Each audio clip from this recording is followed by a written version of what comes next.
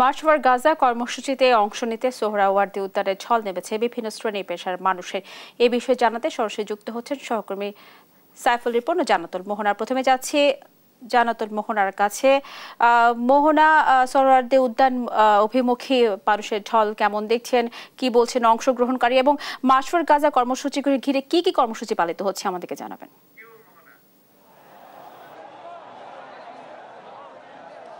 আপনারা দেখছেন যে আমার পেছনে হাজারো জনতার ঢল। এই ঢল শুরু হয়েছে বেলা 2টা থেকে এবং সবাই সোহরাওয়ার্দী উদ্যান অভিমুখে যাত্রা করছেন কেবলমাত্র ফিলিস্তিনের মুক্তিকামী মানুষদের যে স্বাধীনতা তাদের পক্ষে। এবং আপনারা দেখছেন যে এখনো অবস্থান করছে, এখনো হাজারো হাজারো মানুষ আসছে এবং নানা জায়গা থেকে, কেবল ঢাকা থেকে নয়, নানা জায়গা থেকে আসছে। আমরা তাদের সাথে কথা বলতে চাই যে আপনারা কেন আসছেন আজকে?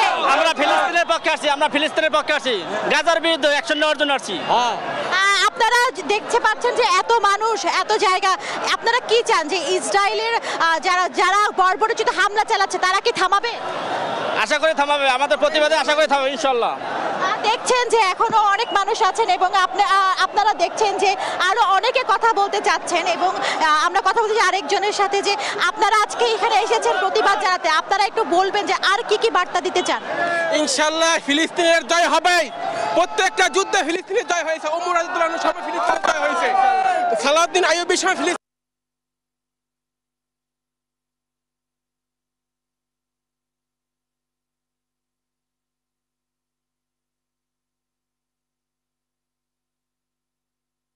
অবস্থানে আছে। আপনি মনে হয় আরব মুসলিম দেশগুলোকে আরো অবস্থানে যাওয়া উচিত? অবশ্যই।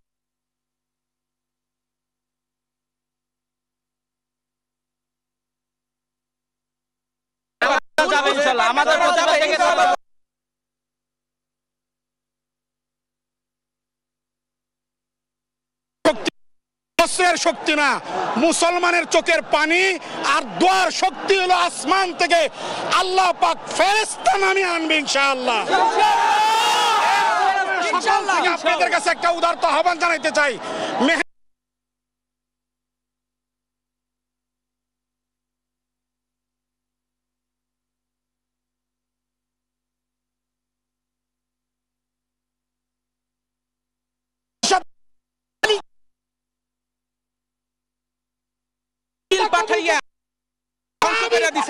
আবার আল্লাহ আবাবিল পাঠাবে, ইসরায়েলকে ধ্বংস করে দিবে। আল্লাহ তাআলা আবাবিল পাঠাবে ইনশাআল্লাহ। হাতি দিতে পারে, ফিলিস্তিনের পক্ষে আছি, আমরা সবাই ফিলিস্তিনের পক্ষে আছি। নমরুদকে ধ্বংস করতে পারে ইনশাআল্লাহ। আল্লাহ একটা ছোট জিনিস দিয়ে ইসরায়েলকে ধ্বংস করে দিবে একটা সময় ইনশাআল্লাহ। আমরা ফিলিস্তিন যে শুনছেন যে জনগণ আসছেন এবং তারা জানাচ্ছেন কেন আজ তারা এত দূর দূরান্ত থেকে এই ফিলিস্তিনের পতাকা হাতে স্লোগান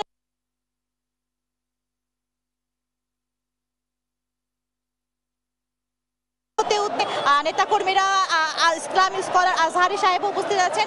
তো আমরা দেখতে পাচ্ছি যে এখনো হাজারো জনতার ঢল নেমেছে। আমাদের সহকর্মী সাইফুল রিপন আছেন, তিনি জানাবেন আরো সংবাদ। তো আমরা চলে যাচ্ছি সরাসরি তার কাছে। সাইফুল রিপন।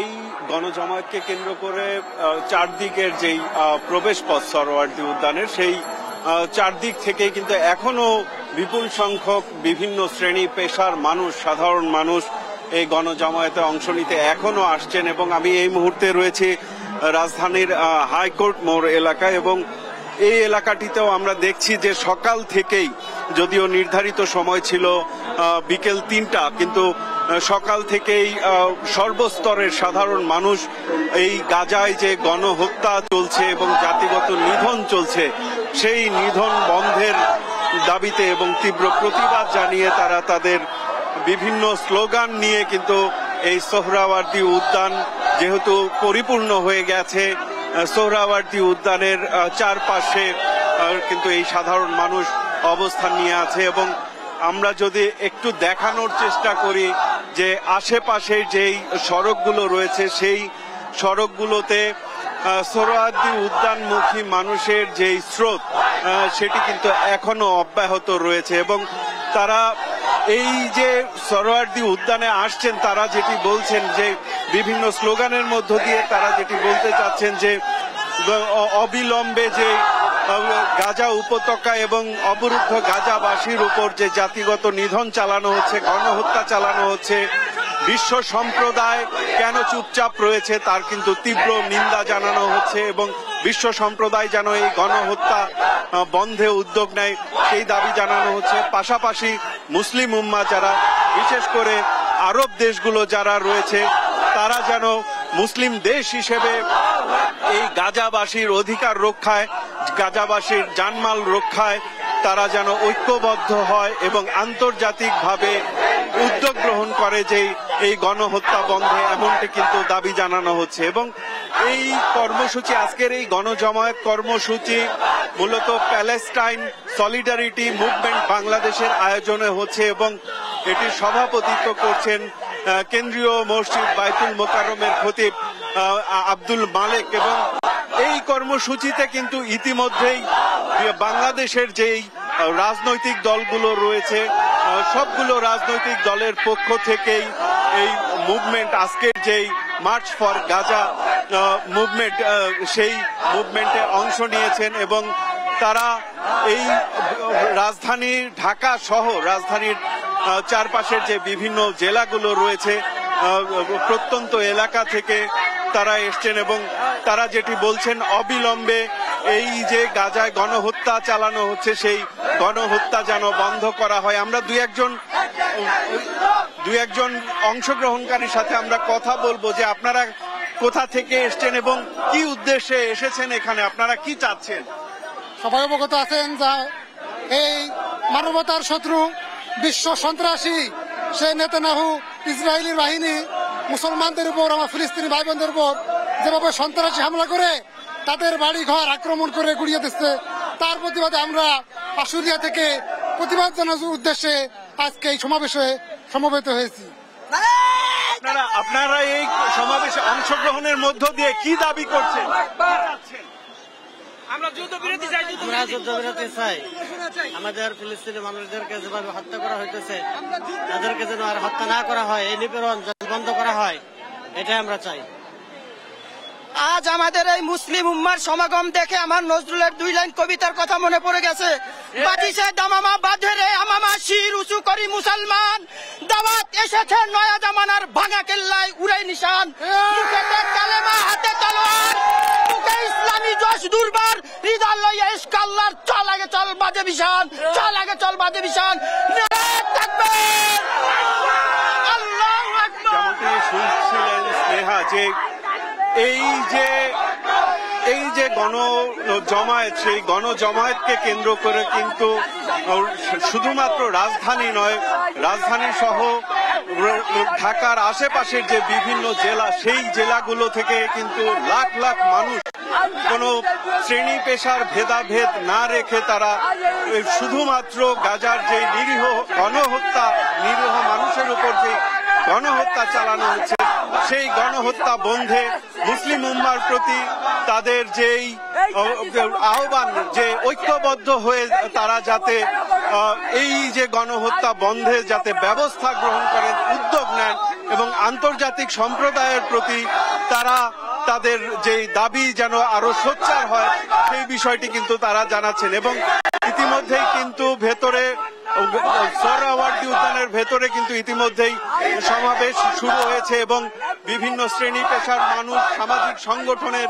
নেতৃস্থানীয় যারা রয়েছেন তারা বক্তব্য রাখছেন এবং তারা যেটি বলছেন যে গাজায় যে নিরীহ মানুষের উপর যে জাতিগত হত্যাযজ্ঞ চালানো হচ্ছে সেটি বন্ধের আহ্বান কিন্তু জানাচ্ছেন। এবং এর পাশাপাশি সাধারণ মানুষ যারা, তারা এই কর্মসূচিতে অংশগ্রহণ করতে এসে তারা বারবার যেটি বলছেন যে ইসরায়েলের মতো একটি রাষ্ট্র যেটি গত 70 বছর ধরে নিরীহ মানুষের উপর হত্যাযজ্ঞ চালিয়ে আসছে, তাদের যে বিভিন্ন ব্যবসা বাণিজ্যের মাধ্যমে তারা যে অর্থ উপার্জন করে এবং সেই অর্থ দিয়ে যে মানব সম্প্রদায় ধ্বংসের জন্য যেই ধরনের অস্ত্র তারা তৈরি করছে এবং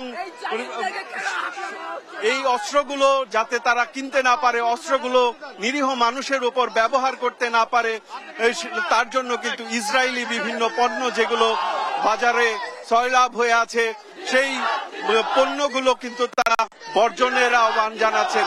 এবং আমরা আরো দু একজনের সাথে কথা বলে একটু জানার চেষ্টা করব যে আপনারা কোথা থেকে এসেছেন এবং আপনারা কোথা থেকে এসেছেন এবং আপনারা কি দাবি নিয়ে এসেছেন।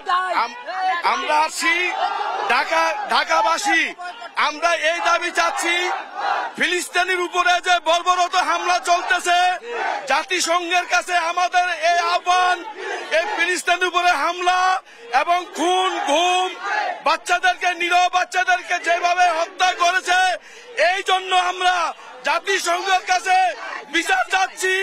যেহেতু ইসরায়েল যেইভাবে অবৈধভাবে ছোট ছোট শিশু, নাবালক বাচ্চাদেরকে কুকুরের মতন হত্যা করতেছে, এই জন্য ইসরায়েলের যত পণ্য আছে সারা বিশ্বে বয়কট করতে হবে এবং জাতিসংঘের কাছে বিচার চাই। দীর্ঘদিন যাবৎ ফিলিস্তিনের উপরে বর্বরত যে হামলা করেছে, সারা বিশ্বের মুসলমানের নাবি হইল সেই ইসরায়েল।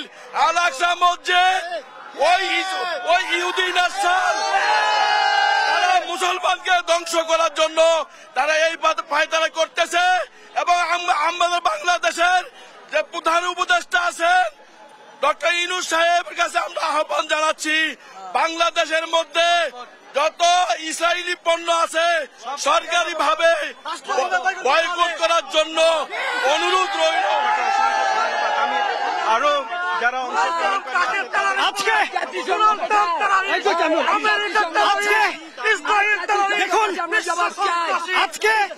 আজকে বাংলাদেশের রাজধানী ঢাকা যেন ফিলিস্তিনময়। আর এই যখন প্রতিবাদ, আজকে যদি ইহুদিদের সেই প্রতিবাদের ফুটেজ তারা দেখে, আজকে নেতানিয়াহুর সেই কালো হাত কেঁপে উঠবে। আমরা বিশ্বাস করি, আমরা বিশ্বাস করি এই আন্দোলনের মধ্য দিয়ে, এই প্রতিবাদের মধ্য দিয়ে সারা পৃথিবীর মুসলিম সমাজ জেগে উঠবে, সারা পৃথিবীর ইসলামিক রাষ্ট্র কেঁপে উঠবে। আমরা বিশ্বাস করি আগামী দিনে এই ইহুদিদের রক্ত, কালো রক্ত কেঁপে উঠবে। আগামী দিনে এই বাংলাদেশের প্রতিবাদের মধ্য দিয়ে ইনশাআল্লাহ ফিলিস্তিনের জয় হবে। যেমনটি শুনছিলেন যে যারা ধর্মপ্রাণ মুসল্লি সহ সাধারণ মানুষ, শ্রেণী পেশার, বিভিন্ন শ্রেণী পেশার মানুষ যারা আছে, তারা কিন্তু এই গাজায় যে জাতিগত নিধন চালানো হচ্ছে অবরুদ্ধ গাজাবাসীর ওপর, এবং তাদের ওপর যে গাজাবাসীর ওপর যে মানবেতর পরিস্থিতি বিরাজ করছে, সেই মানবেতর পরিস্থিতি থেকে পরিত্রাণের জন্য যে বিশ্ব যে নেতৃত্ব, বিশ্ব বিবেক জাগ্রত হওয়ার দাবি জানিয়েছেন।